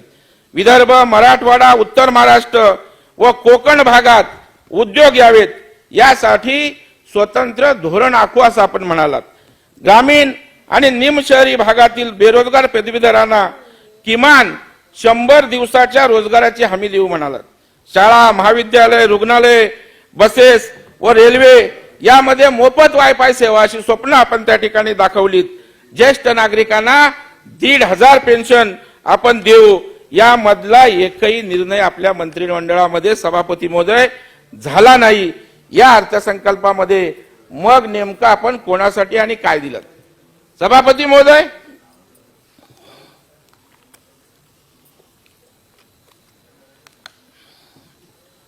महोदय, या सगळ्या आश्वासनं यांना लक्षात नाहीत, परंतु महाराष्ट्राला मध्यराष्ट्र बनवण्याकडे हे सरकार त्या ठिकाणी फार गतिशील आहे. आपण जर गेल्या 2 वर्षातले सभापती महोदय मंत्रिमंडळाचे निर्णय बघितले तर मद्य विक्रेत्यांवर, मद्य निर्मिती करणाऱ्यांवर या सरकारचं विशेष प्रेम दिसून येतं. दिनांक 23 डिसेंबर 2020 रोजी मंत्रिमंडळामध्ये मद्य विक्रीच्या लायसन्स शुल्कात सूट कोविड परिस्थितीमुळे देण्याचा निर्णय घेतला. दिनांक 23 डिसेंबर झालेला निर्णय, सूट कुणाचा फायदा झाला? मद्य विक्रेत्यांचा. यामुळे काही जनतेचा फायदा होणार आहे? उलट जनतेचं आरोग्य, सभापती महोदय, या ठिकाणी परिणाम त्यांच्या आरोग्यावर होणार आहे. परंतु हे सरकार त्या ठिकाणी दारू विक्रेत्यांचं, दारू त्या ठिकाणी एजंटचं त्या ठिकाणी हित जपतंय. आपण बघाल चंद्रपूर जिल्ह्यामध्ये दारू विक्रेत्यांसाठी दारूबंदी उठवण्यात आली होती. सभापती महोदय, आपण नेहमी दारूबंदीवर त्या ठिकाणी काम करता, प्रबोधन करता, त्याच्यामुळे याच्याविषयीची गांभीर्यता आपल्याला जास्त आहे. सभापती महोदय, महायुतीचं सरकार असताना सभापती महोदय, भाजप व सेनेनं रावते साहेब चंद्रपूरमध्ये दारूबंदी करण्याचा निर्णय घेतला. तेव्हा तुम्ही आमच्या सोबत होतात त्या ठिकाणी. हा, वडेट्टीवार, बरोबर आपलं म्हणणं रावते साहेब, तुम्ही असं म्हणायला तरी लागा कमीत कमी. परंतु रावते साहेब, आपण त्यावेळेला निर्णय घेतला होता. म्हणजे संगतीचा परिणाम कसा वाईट असतो. म्हणजे वडेट्टीवारांची संगत लाभली, दुसऱ्या पक्षाची संगत लागल्यावर आपण दारूबंदीचा चंद्रपूरचा निर्णय आपण मंत्रिमंडळात असताना घेतला. परंतु या सरकारच्या संगतीचा परिणाम म्हणजे आवळ्यासोबत पोवळा बांधला म्हणतात, वाण नाही पण गुण लागला, तशा पद्धतीचा निर्णय आपण त्या ठिकाणी दारूबंदी करावी या मताचा असताना सुद्धा दारूबंदी उठवण्यासाठी सभापती महोदय आपण मान्यता दिली. नाही ठीक, तुम्ही समर्थन कराल. आता वाईन बोलाल, दारू बोलाल. मला असं वाटतं सुपर मार्केटमध्ये उपमा देताना ठीक आहे, म्हणजे मराठी भाषेचा उपयोग चांगला करतायत. ठीक आहे, रावते साहेबांपासून संरक्षण द्या ना. तेवढी तरी देऊ नये असं वाटतं मला. सभापती महोदय, वाईन विक्रीची संकल्पना जी रावते साहेब समर्थन करतायत, आपण त्या ठिकाणी जाऊन बघा जरा काय चर्चा सर्वसामान्य माणसांमध्ये आहे. ज्या सर्वसामान्य माणसांची कुटुंबाच्या कुटुंब त्या ठिकाणी उद्ध्वस्त झालेत, त्या वाईन उद्योगाला त्या ठिकाणी आपण चालना देत आहे. मी या ठिकाणी किती वाईन कंपनी आहेत, कोणाच्या आहेत याच्याविषयी पण जास्त उल्लेख करून वेळ घालवणार नाही. म्हणजे देशामध्ये 92 वायनरी आहेत रावते साहेब, त्यापैकी महाराष्ट्रात 74 आहेत, नाशिकमध्ये 36. नाशिक नाही, चुकीचं उत्तर द्यायला सांगा मंत्र्यांना. नाशिक मधील एका बड्या नेत्याच्या 4 वायनरी आहेत, हे तरी बरोबर आहे का? भुजबळ, सिराज, चंद्राई, आर्मस्ट्रॉंग नावही त्या ठिकाणी सांगतो. मोठमोठ्या नेत्यांचं 49% शेअर आहेत. युनायटेड स्पिरिट असेल, इंडेज ग्रुप मधील, यामध्ये थेट सहभाग या ठिकाणी असल्याचं सभापती महोदय या ठिकाणी दिसतंय. आणि त्याच्यामुळे सभापती महोदय अशा प्रकारे वायून उद्योगाला सुद्धा त्या ठिकाणी प्रेरणा देण्याचं काम या ठिकाणी हे सरकार करताना दिसतंय. सभापती महोदय, शेतकऱ्यांना आश्वासनं दिली होती, त्या आश्वासनाचं काय झालं सभापती महोदय? 50,000 रुपये हेक्टरी देण्याचं आश्वासन केलं होतं, दिलं का? 50,000 हेक्टरी सातबारा कोरा झाला का? याचं सुद्धा उत्तर या ठिकाणी सरकारला त्या ठिकाणी द्यावं लागणार आहे. सभापती महोदय, रावते साहेब, आपल्यासाठी मुद्दाम रावते साहेब या ठिकाणी लक्ष घ्या की हिंदुत्वाचा विसर शिवसेनेला कशा पद्धतीनं पडलाय हे गेल्या 2 वर्षाच्या कारभारातून या ठिकाणी सभापती महोदया या ठिकाणी दिसून येतं. गत 2 वर्षातील मंत्रिमंडळाच्या निर्णयाकडे नजर फिरवली तर सर्व निर्णय बिल्डर धार्जिने एखाद्या कंत्राटदाराला मदत करणारे, वाईन उद्योजकांना व्यवसाय वृद्धीसाठी सहाय्य करणारे आहेत, स्वतःच्या संस्थांना जमीन वाटप करणारे, स्वतःच्या अधिकारात वाढ करून जनतेच्या पैशाची लूट करणारे सभापती महोदय आहेत. सभापती महोदय, जनता, शेतकरी, महिला, कामगार हे वंचित घटक फक्त या ठिकाणी आमच्या भाषणापुरते मर्यादित राहिलेले आहेत. अर्थसंकल्पामध्ये व मंत्रिमंडळाच्या कारभारात त्यांना कोणतेही स्थान सभापती महोदय या ठिकाणी दिसत नाही. सभापती महोदय, स्वर्गीय हिंदू हृदय सम्राट आदरणीय बाळासाहेब ठाकरे असते तर हिंदू मंदिरांकडे व तीर्थक्षेत्रांकडे दुर्लक्ष असं झालं असतं का? हा रावते साहेब या ठिकाणी माझा प्रश्न आहे. परंतु आज आपण संगतीनं हिंदुत्वाची कास सोडून दिलेली आहे. आज या ठिकाणी अभिभाषणात व अर्थसंकल्पामध्ये प्राचीन मंदिराचे संवर्धन करण्यात येईल अशा प्रकारचा उल्लेख केला होता. या घोषणेवरून शिवसेनेनं महाविकास आघाडीत राहून हिंदुत्वाचा अजेंडा राबवत असल्याचे वाटत होते. परंतु आज 2 वर्षानंतर या घोषणेच्या अंमलबजावणीची परिस्थिती काय याचं उत्तर रावते साहेब या ठिकाणी द्यावं लागेल. राज्यातील 8 प्राचीन मंदिरे खालील प्रमाणे होते.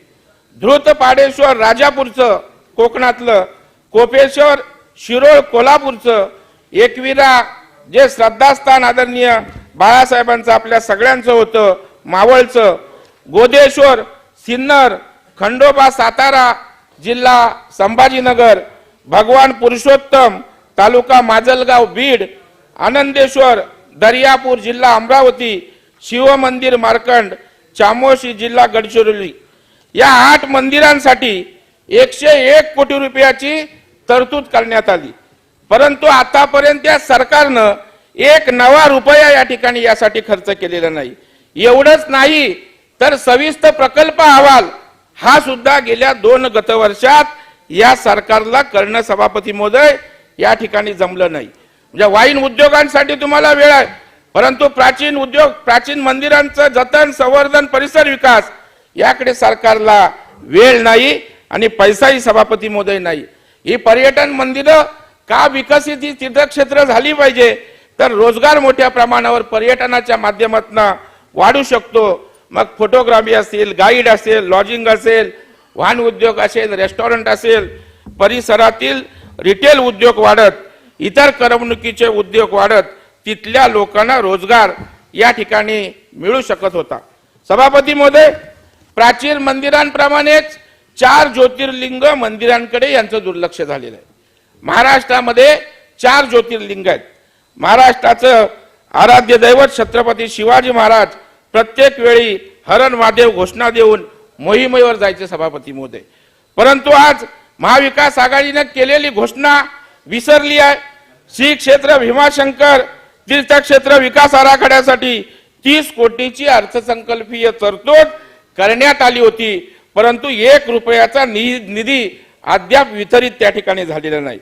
श्री क्षेत्र घृष्णेश्वर, वेरूळ तालुका खुलताबाद, जिल्हा औरंगाबाद, संभाजीनगर येथील तीर्थक्षेत्र विकास आराखड्यासाठी देखील 30 कोटीची तरतूद करण्यात आली होती, परंतु 1 रुपया सुद्धा त्यावर आजपर्यंत या ठिकाणी वितरित झालेला नाही. मला या ठिकाणी खेदाने सांगावं असं वाटतं रावते साहेब की आपलं लक्ष या ठिकाणी आहे की नाही. या सरकारची धुरा नेमकं कोण चालवतंय? स्टेरिंग आपल्या हातात आहे, परंतु या ठिकाणी नेमकं काय होतंय हे या ठिकाणी आपल्या निदर्शनास सभापती महोदय या ठिकाणी आणून देतोय. सभापती महोदय, काय पुण्याचं काय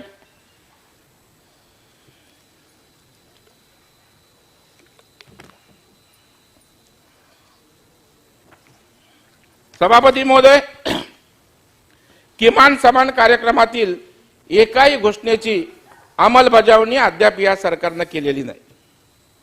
दुष्काळग्रस्त भागांना दुष्काळ मुक्त करणे असो, शेतकऱ्यांना तात्काळ मदत देण्याचा विषय असो, 1 रुपयामध्ये क्लिनिक चालू करण्याचा निर्णय असो, अंगणवाडी सेविकांचे मानधन वाढवण्याचा निर्णय असो, या ठिकाणी झोपडपट्टीवासियांना 500 स्क्वेअर फूट घर देण्याचा निर्णय असो, किंबहुना मगाशी म्हटल्याप्रमाणे 0% दराने विद्यार्थ्यांना कर्ज देण्याचा निर्णय असो, 2.5 वर्षाच्या कालावधीमध्ये या ठिकाणी कुठल्याही प्रकारचं काम सरकारने या विषयावर केलेलं नाही. आणि म्हणून अर्थव्यवस्था रुळावर आणण्यासाठी गेल्या 2 वर्षाच्या कालावधीमध्ये सरकारनं कुठल्याही प्रकारचे प्रयत्न केल्याचे दिसत नाही. सभापती महोदय, राज्याची अर्थव्यवस्था रुळावर आणण्यासाठी 2 गोष्टी महत्त्वाच्या असतात. एक म्हणजे देशी अथवा विदेशी जास्तीत जास्त गुंतवणूक या ठिकाणी महाराष्ट्रात आणणं व त्या माध्यमातून रोजगार निर्मिती करणं, व दुसरं जास्तीत जास्त उद्योग राज्यामध्ये यावे यासाठी पायाभूत सुविधा बळकट करणं. सभापती महोदय, या दोनही बाबतीत गत 2 वर्षात महाराष्ट्र सरकारचे प्रयत्न बघितले तर ठणठण गोपाळ असंच म्हणावं त्या ठिकाणी लागेल. पायाभूत सुविधांच्या बाबतीत बोलायचं म्हटलं तर या सरकारने कोणत्याही नवीन प्रकल्पाचे उद्घाटन अद्यापर्यंत त्या ठिकाणी केले नाही.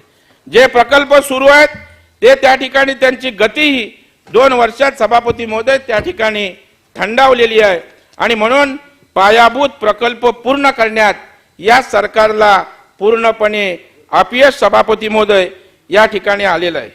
सभापती महोदय, मला त्या ठिकाणी लेखी आश्वासन दिलं की राज्य शासनामार्फत चालू असलेले पायाभूत सुविधा प्रकल्प वेळेत पूर्ण होण्यासाठी दक्षता घेण्यात येत आहे. त्यामुळे या प्रकल्पाच्या किमतीत वाढ होणार नाही व होणारा अनावश्यक खर्च कमी करता येईल.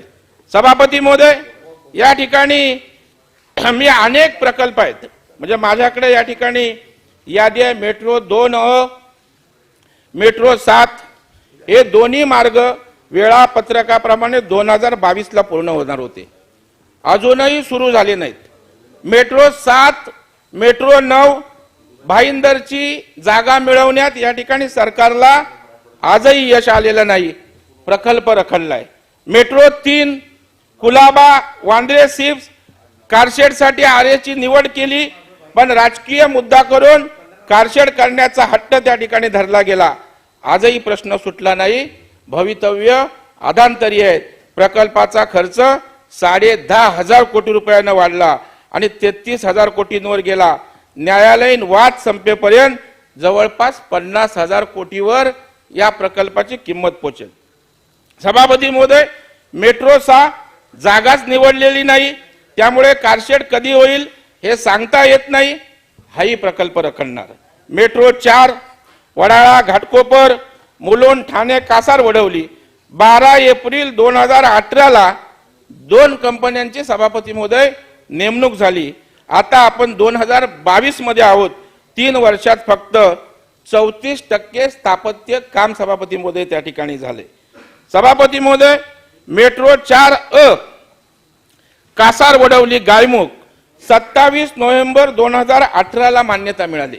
2018 27 नोव्हेंबर 2.5 वर्षात फक्त 25% स्थापत्य काम पूर्ण झालेलं आहे. मेट्रो 5 ठाणे भिवंडी कल्याण या प्रकल्पाचं तर स्थापत्य कामही अजून सुरू झालेलं नाही. मेट्रो 9 दहिसर मीना भाईंदर कंत्राटदार 9 सप्टेंबर 2019 ला निश्चित झाला, अजून स्थापत्य कामही सुरू झालेलं नाही. मेट्रो 10 गायमुख ते मीरा रोड सल्लागाराचीच अजून नियुक्ती झालेली नाही. मेट्रो 12 कल्याण ते तळोजा सल्लागाराचीच नियुक्ती झालेली नाही, तर काम कधी सुरू होणार? वरळी ते शिवडी उन्नत मार्ग अजून भौतिक कामच सुरू आहेत, स्थापत्य कामाला कधी सुरुवात होईल हे सांगता येत नाही. मुंबई ते पारबंदर प्रकल्प सप्टेंबर 2022 पर्यंत पूर्ण होणार होता. हाही प्रकल्प 1 वर्ष सभापती महोदय या ठिकाणी पुढे गेलेला आहे.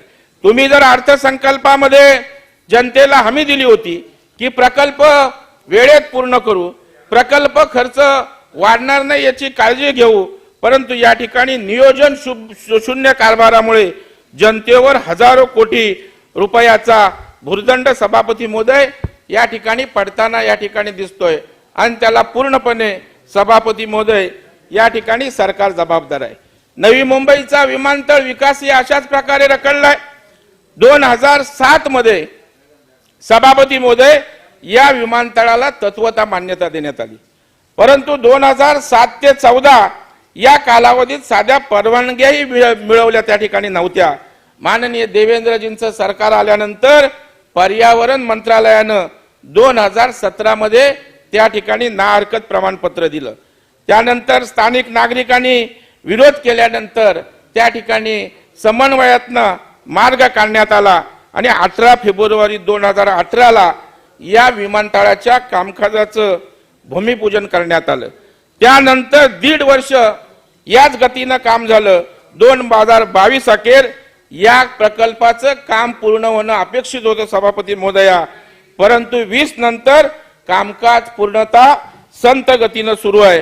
थोडक्यात या महत्वाची प्रकल्प सुद्धा आज त्या ठिकाणी अर्धवट अवस्थेमध्ये त्या ठिकाणी सभापती महोदय या ठिकाणी दिसतोय. सभापती महोदय, आर्थिक पाहणी अहवालामध्ये या सत्ताधाऱ्यांचा फोलपण त्या ठिकाणी कसा आहे फोलपणा हे मी आपल्या लक्षात आणून देतो. केंद्रानं मदत देऊनही या ठिकाणी कसं काय या सरकारने त्याच्यामध्ये खोडा घातला हे मी दाखवतो. पंतप्रधान गरीब कल्याण अन्न योजना म्हणजे आर्थिक पाहणी अहवालाच्या पान क्रमांक 51 वर आहे. मे जून 2021 या काळात केंद्र सरकारनं 3.8 लाख मेट्रिक टन तांदूळ राज्याला दिला, त्यापैकी राज्यांनी केवळ 2.72 लाख मेट्रिक टन तांदूळ उचलला. याच काळात केंद्राने 3.92 लाख मेट्रिक टन गहू राज्याला देऊ केला, त्यापैकी राज्याने केवळ 3.58 लाख मेट्रिक टन गव्हाची उचल केली. जुलै ते नोव्हेंबर 2021 या काळात केंद्रानं 7.70 लाख मेट्रिक टन तांदूळ राज्याला देऊ केला, परंतु राज्याने केवळ 6.83 लाख मेट्रिक टन तांदूळ उचलला. याच काळात केंद्राने 9.80 लाख मेट्रिक टन गहू राज्याला देऊ केला, त्यापैकी राज्याने केवळ 8.48 लाख मेट्रिक टन गहू उचलला. म्हणजे केंद्राने दिलेले 2,79,000 मेट्रिक टन गहू व तांदूळ राज्य सरकारनं उचललाच नाही आणि वरना केंद्र मदत नाही करत, अशा प्रकारचे आरोप या ठिकाणी केले जातात. आपल्याच आर्थिक पाहणी अहवाल त्याच्यावर पृष्ठ क्रमांक 75 रावते साहेब बघा की केंद्र शासनाकडून मिळणाऱ्या अनुदानामध्ये सातत्यानं वाढ झालेली आहे. 2017-18 ला 21,823 केंद्राकडून मिळालेलं अनुदान होतं. 2018-19 ला 33,662 कोटी रुपयाचं अनुदान होतं. 2019-20 ला 43,725 कोटी रुपयाचं अनुदान होतं. 20-21 ला 56,088, सुधारित आणखी 21-22 ला 56,803. म्हणजे 5 वर्षात जवळजवळ तिप्पट वाढ या केंद्राच्या मदतीमध्ये त्या ठिकाणी झालेली आहे आणि पुन्हा केंद्राच्या नावानं या ठिकाणी सभापती महोदय या ठिकाणी टीका करायची असं महाविकास आघाडी सरकारचं या ठिकाणी काम आहे. सभापती महोदय, या अर्थसंकल्पामध्ये व्यापाऱ्यांसाठी चांगली योजना आणली. 10 लाख एवढी थकबाकी असणाऱ्या व्यापाऱ्यांना त्या ठिकाणी कर माफ करण्याचं त्या ठिकाणी घोषणा केलेली आहे व या घोषणेचा 2,20,000 व्यापाऱ्यांना त्या ठिकाणी फायदा होईल असं आपण म्हटलंय. मी अभिनंदन करेन, कारण व्यापारी या अडचणीत आहेत, त्यांनाही मदत त्या ठिकाणी झाली पाहिजे. सोन्या चांदीच्या आयातावरील मुद्रांक शुल्क कमी आपण केलं, त्यामुळे 100 कोटीचा बोजा शासनावर पडणार आहे. 17,700 कोटीचा बोजा या ठिकाणी या व्यापाऱ्यांच्या रक्कम माफ 80% रक्कम माफ करण्याने होणार आहे. आमची हरकत नाही, व्यापाऱ्यांना असेल सोनारांना असेल सगळ्यांना आपण मदत करा, परंतु या ठिकाणी 2 लाखाच्या वर जो गोरगरीब शेतकरी आहे त्याच्या ओटीएस योजनेचं काय झालं, त्याची वन टाइम सेटलमेंट योजना त्या ठिकाणी आपण पूर्ण केलीत का? इतर राज्यांनी त्या ठिकाणी पेट्रोलवरचा त्या ठिकाणी व्हॅट कमी केलेला असताना आपल्या राज्यानं एक दमडी सुद्धा इतर राज्याप्रमाणे व्हॅट कमी करण्यासाठी त्या ठिकाणी तरतूद केली नाही. म्हणजे आपण अशा प्रकारच्या 17,000 कोटीची सूट देत आहे, परंतु छोटे मोठे आंदोलक आहेत मॅडम की त्या ठिकाणी सभापती महोदया त्यांच्यासाठी आपल्याला वेळ नाही. आपण गेल्या वर्षभरातले आंदोलन पहा, राज्यामध्ये न्याय मागण्यासाठी कोण कोण येतंय. शिक्षक संघटना किती रुपये मागतात आपल्याकडे? 100 कोटीचा बोजा पडणार आहे त्यांच्या मागण्या पूर्ण करण्यासाठी. संगणक परिचालक त्यांच्या मागण्यांसाठी किती बोजा पडणार आहे? 50 कोटीचा. उमेदचा 50 कोटीचा, मच्छीमारांचा 25 कोटीचा, अंगणवाडी सेविकांचा 50 कोटीचा, शासकीय वैद्यकीय शिक्षक 50 कोटीचा, BAMS वैद्यकीय अधिकारी 50 कोटीचा. या सर्व आंदोलनकर्त्यांकडे राज्य सरकारनं त्या ठिकाणी कानाडोळा केलेला आहे. हाच का शाहू फुले आंबेडकरांचा महाराष्ट्र? कारण एका बाजूला आपण काही लोकांना सवलती देतोय, न्याय देतोय, कोट्यवधीची खिरापत त्यांना वाटतोय, आणि ज्या वेळेला सर्वसामान्य समाजातील घटक आंदोलन करतोय 50, 100, 150 कोटी मागतोय, ते सरकारला द्यायला या ठिकाणी सरकारकडे वेळ नाही. सभापती महोदय, गुंतवणुकीत महाराष्ट्र 3ऱ्या क्रमांकावर फेकला गेलेला आहे. म्हणजे आपण आर्थिक पाहणी अहवालावर 142 क्रमांक पुष्टवर आहे, पानावर आहे. मंजूर औद्योगिक प्रकल्पाच्या गुंतवणुकीत महाराष्ट्र 3ऱ्या क्रमांकावर फेकलाय. आर्थिक पाहणी अहवालानुसार महाराष्ट्रामध्ये नोव्हेंबर 2021 अखेर 15,09,811 करोड गुंतवणुकीचे करार करण्यात आले. याच काळात शेजारच्या गुजरात राज्यात, हे सांगितलं तर लगेच सांगणार गुजरातची भलामण करतो, पण जी प्रगती आहे ती आपण स्वीकारली पाहिजे. 20,42,182 कोटीचे गुंतवणूक करार करण्यात आली. दुसऱ्या शेजारचे राज्य कर्नाटक, त्या राज्यात याच काळात 15,67,277 कोटी रुपयाची गुंतवणूक करण्यात आली. गत 2 वर्षातील महाविकास आघाडीच्या नियोजन शून्य कारभारामुळे औद्योगिक गुंतवणुकीत आघाडीवर असलेला महाराष्ट्र आज 3ऱ्या क्रमांकावर या ठिकाणी सभापती महोदय फेकला गेलेला आहे. सभापती महोदय, मी या ठिकाणी महाविकास आघाडी सरकार आल्यापासून परकीय गुंतवणुकीमध्येही मोठ्या प्रमाणावर घट झालेली आहे. वर्ष 2017-18 फडणवीस साहेबांची 2 वर्ष 86,244 कोटीची गुंतवणूक होती. वर्ष 2020 महाविकास आघाडीची 2 वर्ष 22,717 कोटीची गुंतवणूक. 2018-19 फडणवीस साहेबांची 2 वर्ष 80,013 कोटीची गुंतवणूक. वर्ष 2021 महाविकास आघाडीची 2 वर्ष 14,739 कोटीची गुंतवणूक.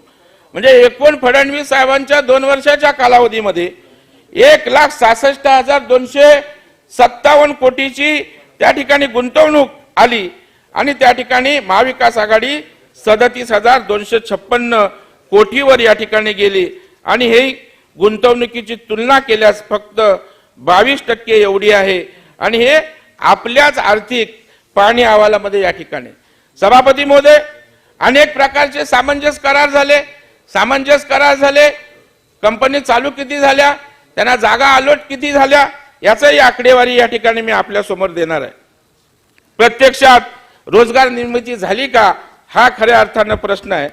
सभापती महोदया, 1 जानेवारी 2020 ते ते 31 डिसेंबर 2021 या कालावधीमध्ये महाराष्ट्रामध्ये आलेल्या 37,256 घेऊन कोटी शाळा रुपये का चालवावी परकीय गुंतवणुकीतून 1,468 रोजगार निर्मिती झाली असे मला उद्योग विभागाकडून एका पत्राद्वारे कळवण्यात आले.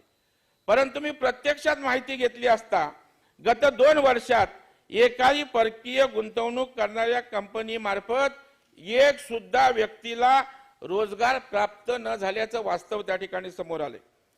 या परदेशी गुंतवणुकीची वस्तुस्थिती मी मांडतो.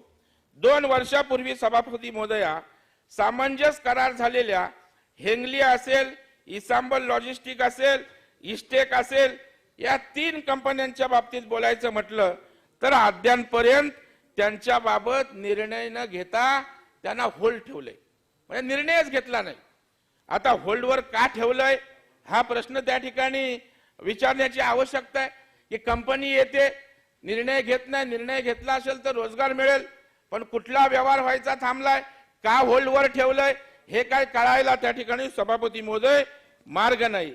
सभापती महोदय होल्डवर ठेवल्यामुळे त्यांच्या माध्यमातून 1,345 कोटीची गुंतवणूक आणि साधारणतः 4,000च्या आसपास त्या ठिकाणी रोजगार निर्मिती अडचणीत आलेली आहे.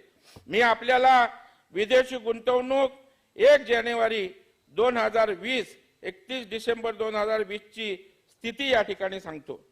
म्हणजे हेंगली कंपनी चीन देश गुंतवणूक 225 कोटीची, जिल्हा पुणे रोजगार मिळणार होते 150 ऑन होल्ड, म्हणजे प्रसादजी होल्ड करून ठेवले परवानग्या उद्योग खात्याने, तर कशासाठी मला माहित नाही. इस्लांबल लॉजिस्टिक सिंगापूरची कंपनी 1,000 कोटीची गुंतवणूक रायगडला होणार होती, 2,500चा रोजगार मिळणार होता ऑन होल्ड सद्यस्थितीत. एस्टेक साऊथ कोरियाची कंपनी गुंतवणूक करणार होती 120 कोटीची, पुण्याला 1,100 लोकांना रोजगार मिळणार होता ऑन होल्ड. जे सभापती महोदय रॅक बँक व एजीपीडीसी इन्फ्रा या सिंगापूर स्थित कंपन्यांसोबत 2,732 कोटीच्या गुंतवणुकीचे सामंजस्य करार करण्यात आले. परंतु गत 2 वर्षात कंपनीला जागा देण्यासाठी उद्योग विभागाला त्या ठिकाणी वेळ मिळाला नाही आणि जागाच न मिळाल्यामुळे गुंतवणूक महाराष्ट्रामध्ये त्या ठिकाणी कशा पद्धतीने येणार हा प्रश्न सभापती महोदय या ठिकाणी आहे. रॅकबँक कंपनी सिंगापूरची आहे, गुंतवणूक 1,500 कोटीची त्या ठिकाणी 1,500 कोटीची त्या ठिकाणी गुंतवणूक, जिल्हा पुणे ठाणे रायगड रोजगार 50, सद्यस्थिती जमिनीचं शोध कार्य सुरू आहे. एपीजीडीसी इन्फ्रा सिंगापूरची कंपनी गुंतवणूक करणार 1,132, ठाण्याला 200 लोकांना रोजगार मिळणार होता, अजून जमिनीचंच शोध कार्य त्या ठिकाणी सुरू आहे.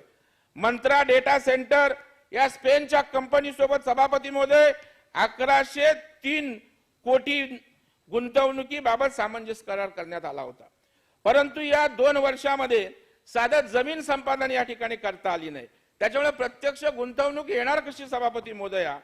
या ठिकाणी थोडक्यात 2 वर्षापूर्वी घोषणा केलेल्या 5,080 कोटी रुपयांच्या गुंतवणुकीबाबत अद्याप कोणती प्रगती सभापती महोदय या ठिकाणी झालेली नाही. 1 तास झालाय आता. थोडं अजून 15-20 मिनिटं. सभापती महोदय 11,404 कोटी गुंतवणुकींचा सामंजस्य करार 6 कंपन्यांसोबत करण्यात आला. हा करार 2 वर्षापूर्वी करण्यात आला. 2 वर्षापूर्वी करार होऊन आजची प्रगती म्हणजे या 6 कंपन्यांना केवळ जमीन वाटप करण्यात आलंय, साधं बांधकामही अजून सुरू झालेलं नाही. अशी परिस्थिती असताना महाराष्ट्र उद्योगाचं काम कधी सुरू होईल हा खरा प्रश्न सभापती महोदय या ठिकाणी माझ्या समोर आहे. म्हणजे ER India investment holding limited सिंगापूरची कंपनी 4,310 कोटीची गुंतवणूक करणार होती. पुणे ठाणे रायगड 1,552 रोजगार त्या ठिकाणी मिळणार होतो. अशा अनेक कंपन्या या ठिकाणी सभापती मध्ये आहेत, अजून त्यांना जमीन वाटप केली नाही तर त्या ठिकाणी रोजगार कुठून मिळणार हा खऱ्या अर्थानं प्रश्न आहे. सभापती महोदय केवळ 4 कंपन्यांचं बांधकाम सुरू झालंय. म्हणजे प्रत्यक्ष उद्योगधंदे आणखी वर्षभरात सुरू होतील की ना ही शंका त्या ठिकाणी सभापती महोदय एक मात्र खरं आहे की 2 वर्षापूर्वी सामंजस्य करार केलेल्या 22,617 कोटीपैकी एकाही कंपनीला अद्यापर्यंत एकाही व्यक्तीला रोजगार मिळालेला नाही व प्रत्यक्ष उत्पादनही त्या ठिकाणी सुरू झालेलं नाही. कंपनीचं नाव आहे सभापती महोदय मित्सुबिशी इलेक्ट्रिक, जपानची कंपनी आहे. 490 कोटीची गुंतवणूक, जिल्हा पुणे, रोजगार देणार होती 350, अजून बांधकामच सुरू आहे. कोल सेंटर इन्व्हेस्टमेंट, युकेची कंपनी, 4,400 कोटीची गुंतवणूक, ठाण्याला त्या ठिकाणी 100 लोकांना रोजगार देणार होतात, अजून इनिशियल स्टेजला आहे. ॲसेंट्स सिंगापूरची कंपनी, गुंतवणूक 560 कोटीची, बांधकाम अजून इनिशियल स्टेजला आहे.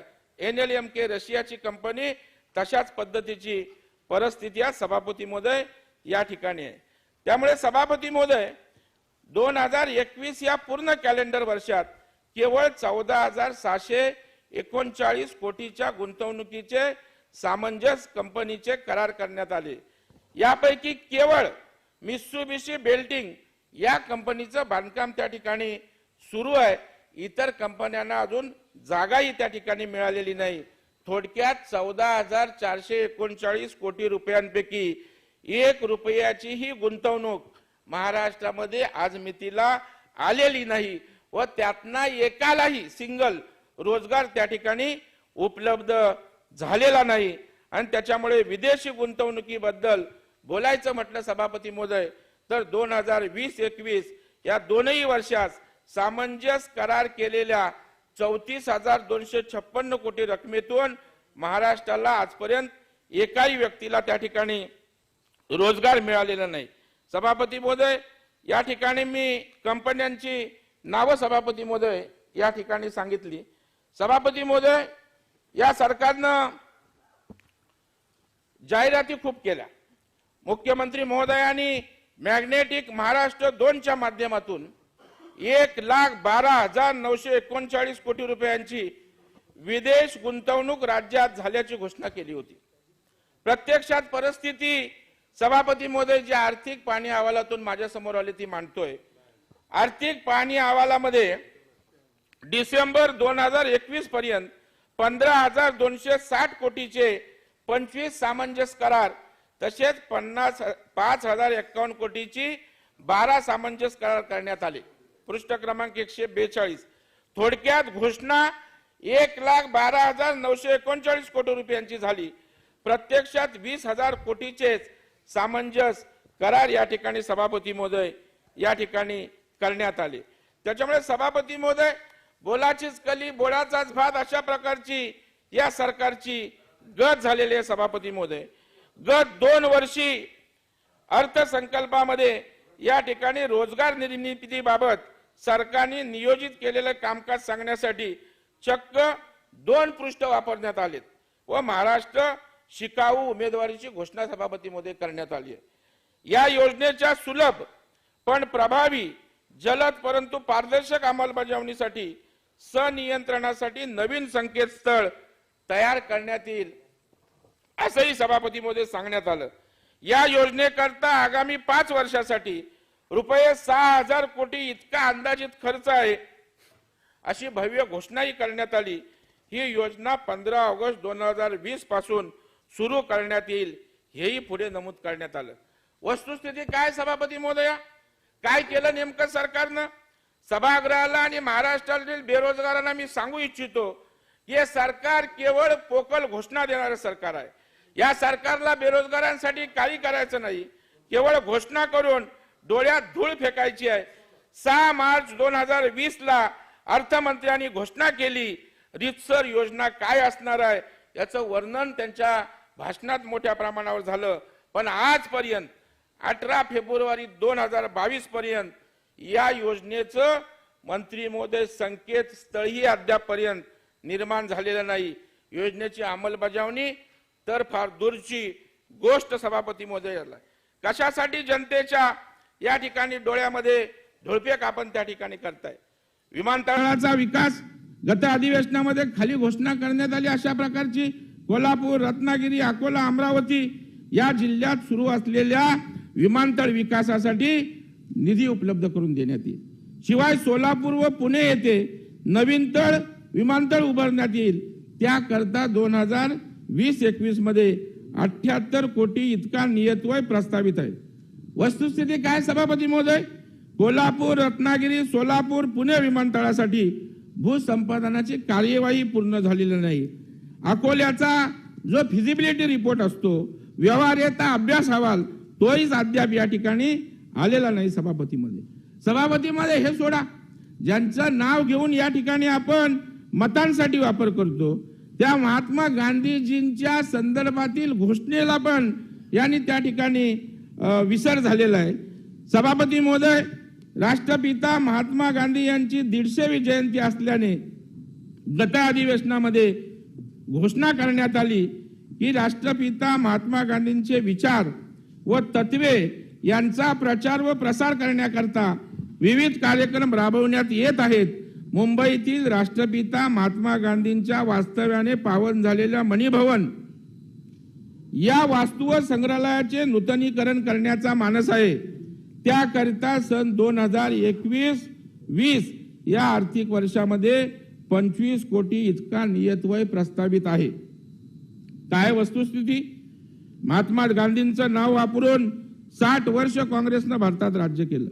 असलमबाई, प्रत्यक्षात या ठिकाणी महात्मा गांधींचे नातू पंतू आज राजकारणात कुठेच नाहीत, परंतु त्यांचं मणी भवन या वस्तू संग्रहालयाच्या नूतनीकरणासाठी आपण घोषणा केली 25 कोटी, पण प्रत्यक्षात 1 एप्रिल 2020 पर्यंत 1 रुपयाही या इमारतीसाठी वितरित करण्यात आलेला नाही।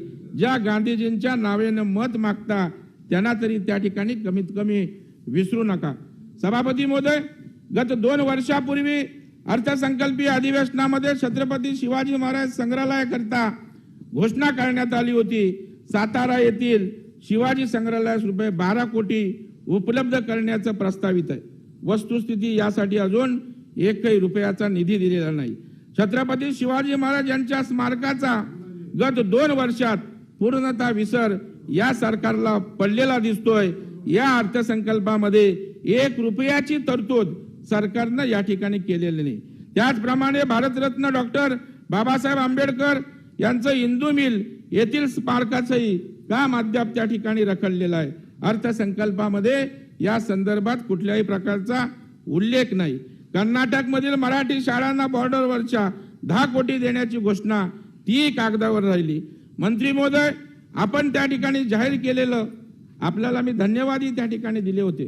पोलादपूरला छत्रपतींचा निष्ठावंत मावळा दरवीर तानाजी मालुसरे यांच्या जन्मस्थळाच्या ठिकाणी सुशोभीकरण करणं वगैरे आपण 5 कोटीचा निधी दिलात, आपण तरतुदी केलीत, परंतु त्या ठिकाणी प्रस्ताव करायला वेळ तुमच्या प्रशासनातील सरकारला नाही। मग ही जबाबदारी कोणाची आहे?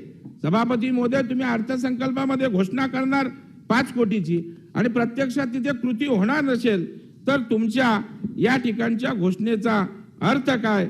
सभापती महोदय, या ठिकाणी संभाजी महाराजांच्या जन्मस्थळी स्मारक करण्याची घोषणा केलीत, परंतु तुम्ही 2 वर्षापूर्वी केलेल्या घोषणांची अद्याप पूर्तता नाही। संभाजीनगरवर प्रेम आहे रावते साहेब, परंतु अजून औरंगाबादचं संभाजीकरण नगर त्या ठिकाणी झालं नाही आपले मुख्यमंत्री असताना सुद्धा। सभापती महोदय, मुख्यमंत्री जलसंवर्धन योजनेची अंमलबजावणी कशा पद्धतीने आहे त्याचा मी उल्लेख करतो। गत 2 वर्षापूर्वी अधिवेशनामध्ये घोषणा करण्यात आली, राज्यात विविध योजनांमधून जलसंधारणाची कामे करण्यात आली आहेत, मात्र त्यांच्या देखभाल व दुरुस्ती अभावी या योजनांमधून आवश्यक तेवढा जलसंचय होत नाही। अशा सुमारे 8000 जलसंधारण योजनांचे पुनर्जीवन केल्यास विकेंद्रित जलसाठे निर्माण होतील, भूजल पातळीत वाढ होईल, तसेच संरक्षित सिंचन क्षमता निर्माण होईल। यासाठी मुख्यमंत्री जलसंवर्धन योजना हा नवीन कार्यक्रम राबवण्याचं ठरवल्याचं आपण सांगितलं। काय वस्तुस्थिती आहे सभापती महोदय? दिनांक 6 मार्च 2020 रोजी ही घोषणा करण्यात आली, व दिनांक 17 फेब्रुवारी 2021 रोजी या योजनेचा शासन निर्णय करण्यात आला। प्रत्यक्षात 17 फेब्रुवारी 2021 आज फेब्रुवारी 2022 मध्ये या योजनेअंतर्गत किती खर्च रक्कम झाली याची माहिती मी पत्राद्वारे मागितली असता केवळ 6 कोटी रुपये फेब्रुवारी अखेर मुख्यमंत्री जलसंवर्धन योजनेअंतर्गत वितरित करण्यात आले असं मला उत्तर दिलं। म्हणजे ज्या योजनेमध्ये मुख्यमंत्र्यांचं नाव आहे, ज्या योजनेत महत्वाकांक्षी योजना आहे, तिथे जर अशी गतिमानता असेल तर या ठिकाणी सभापती महोदय बाकी योजनांचं काय होत असेल यावरून आपल्याला या ठिकाणी सभापती महोदय या ठिकाणी लक्षात येईल। सभापती महोदय 1 जानेवारी 2020 ते 31 डिसेंबर 2020 या कालावधीमध्ये 90,939 कोटी रुपये असे करार झाले आणि त्यावेळेला गुंतवणुकीच्या माध्यमातून 2,82,460 रोजगार निर्मिती होईल असे सांगितले होते। परंतु गोयल गंगा व कीर्तिकुमार स्टील उद्योग या 2 उद्योगांच्या संदर्भात सामंजस्य करार होऊनही 2 वर्षात कुठलीही कार्यवाही नाही। सगळे प्रकल्प ऑनवर्ड आहेत। 8,500 कोटीची गुंतवणूक 70,000चा रोजगार देणारा हा उद्योग सुद्धा त्या ठिकाणी सुरू होऊ शकला नाही। सभापती महोदय, अनेक सभापती महोदय या ठिकाणचे उद्योगधंदेत मी आता सगळ्यांचा या ठिकाणी उल्लेख करत नाही। सांगायचं तात्पर्य की या ठिकाणी अनेक जवळपास माझी 60-70 सामंजस्य करार आहे की त्या ठिकाणी एकही उद्योग सुरू झाला नाही, एकालाही रोजगार मिळाला नाही, कुठल्याही प्रकारचं काम झालेलं नाही आणि त्याच्यामुळे केवळ पंचसूत्री सांगायचं, उद्योग त्या पंचसूत्रीमध्ये घ्यायचा आणि कुठल्याही प्रकारचं काम करायचं नाही। सभापती महोदय, त्याच घोषणा पुन्हा या अर्थसंकल्पात आहे। सेम घोषणा मागील अर्थसंकल्पात मुख्यमंत्री ग्राम सडक योजना, पुन्हा तेच रेवस ते रेडी सागरी मार्ग, पुणे रिंग रोड, जालना ते नांदेड द्रुतगती महामार्ग, हायब्रिड एन्युटी योजना, नवी मुंबई बेलापूर ते पेंढार मेट्रो प्रकल्प, मुख्यमंत्री रोजगार निर्मिती कार्यक्रम, पुणे येथील स्वारगेट ते पिंपरी चिंचवड आणि वनाज ते रामवाडी मेट्रो प्रकल्प, अमरावती विमानतळ, कोल्हापूर विमानतळ, पुस्तकाचं गाव प्रत्येक जिल्ह्यात, नवी मुंबई येथे महाराष्ट्र भवन, अष्टविनायक विकास आराखडा, त्याच घोषणा गेल्या अर्थसंकल्पाच्या आता पुन्हा या ठिकाणी सभापती महोदय या ठिकाणी दिसत आहेत। सभापती महोदय, या ठिकाणी वैधानिक विकास महामंडळ होती। काय त्या वैधानिक विकास महामंडळांच्या बाबतीत मराठवाडा वैधानिक विकास मंडळ असेल, त्या ठिकाणी उर्वरित महाराष्ट्र विकास मंडळ असेल, आपण त्या ठिकाणी त्या संदर्भात अर्थसंकल्पामध्ये कुठल्याही प्रकारचं भाष्य नाही। सभापती महोदय, कोकणासाठी काजू महामंडळाची घोषणा झाली। महामंडळाचं मुख्यालय काजू त्या ठिकाणी कोकणात, मुख्यालय कोल्हापूरला। त्या ठिकाणी लोकप्रतिनिधींनी मागणी केली, परंतु त्या ठिकाणी कोकणात मुख्यालय हलवलं गेलं नाही।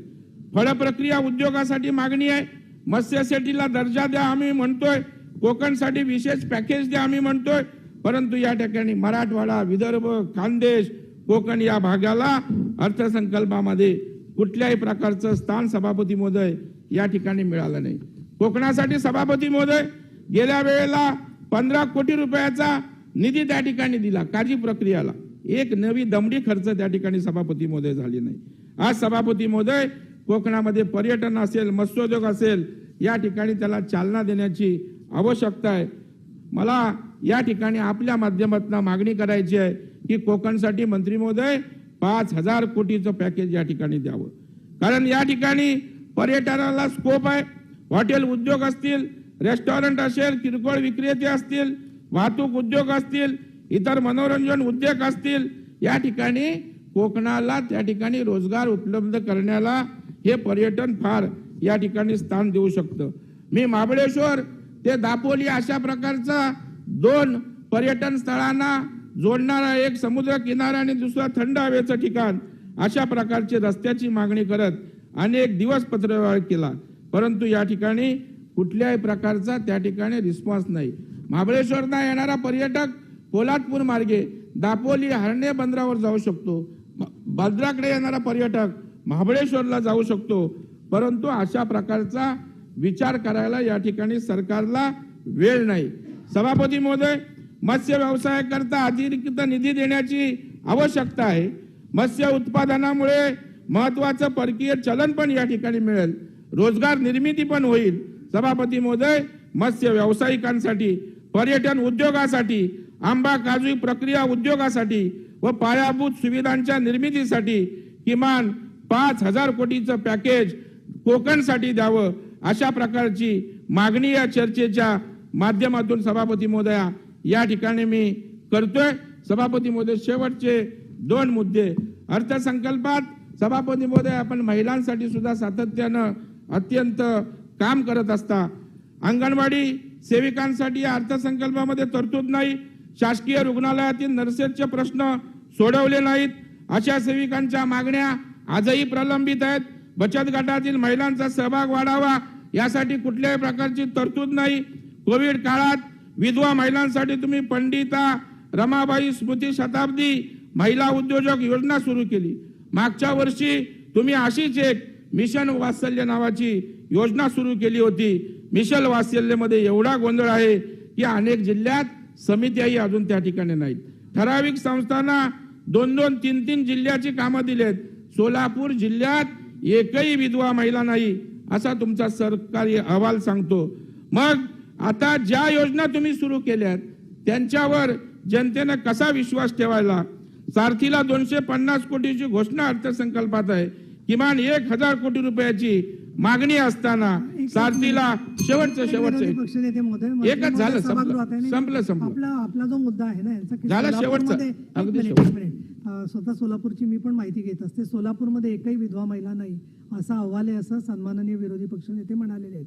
माझी आपल्याला विनंती की आपण उत्तर तर शेवटी 3 दिवसांनी द्याल, परंतु उद्या सभागृहात येत असताना याच्याबद्दलची आकडेवारी आपण थोडंसं एक औचित्याचा त्यांचं जे आहे महत्त्वाचं रेकॉर्डवरती चुकीचं राहू नये. बाहेर मेसेज जातोय एकही विधवा काय मी पत्र आपल्याला पाहिजे तुम्हाला पत्र असेल पण तुम्ही पण तपासून घ्या, निवेदन करा याच्यावर. सोलापूरमध्ये किती? सोलापूर जिल्ह्यात एकही विधवा महिला नाही असा तुमचा सरकारी अहवाल सांगतो. मला तसं माझ्याकडे पत्र आहे.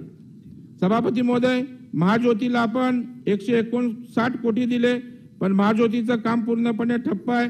त्या ठिकाणी अधिकारी नाहीत, त्यामुळे निधी सुद्धा खर्च होणार नाही. अण्णासाहेब पाटील आर्थिक विकास महामंडळाला निधीची चणचण आहे, त्यासाठी मोठ्या तरतुदीची आवश्यकता आहे. नव्याने ओबीसी आयोग नेमला, त्यासाठी आवश्यकतेनुसार निधी दिला जाईल असे भाषणात सांगितले. मागच्या आयोगाला तुम्ही 9 महिने पैसे दिले नव्हते, त्यामुळे इम्पेरिकल डाटा तयार झाला नाही.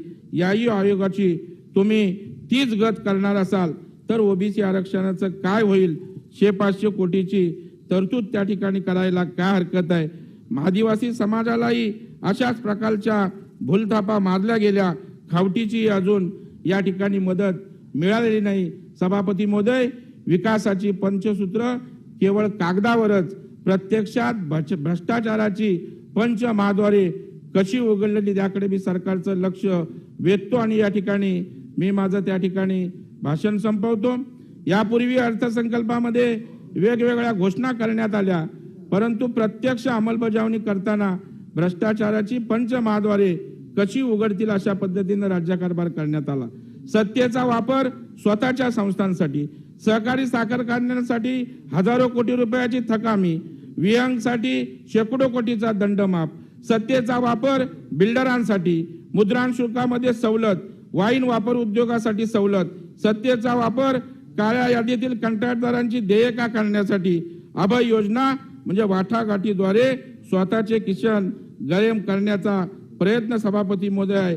आणि त्याच्यामुळे अशा पद्धतीनं या ठिकाणी सर्वसामान्यांसाठी या ठिकाणी काही असेल अर्थसंकल्पात असं वाटलं होतं, परंतु धनाढ्य मोठी लोक यांच्यासाठी या ठिकाणी हा अर्थसंकल्प समर्पित असल्याचं चित्र या ठिकाणी दिसतंय. मी ज्या मागण्या या ठिकाणी केल्यात त्यावर मंत्री महोदयांनी या ठिकाणी उत्तर द्यावं आणि ज्या गोष्टी मी निदर्शनास आणल्यात, जशा आपण एक उल्लेख केलात, त्याचंही या ठिकाणी आपण उत्तर त्या ठिकाणी द्यावं अशी अपेक्षा व्यक्त करतो. आणि मला आपण बोलण्याची संधी सभापती महोदय दिलीत त्याबद्दल आभार व्यक्त करतो. धन्यवाद. जय हिंद, जय महाराष्ट्र, भारत माता की जय. मनीषाताई.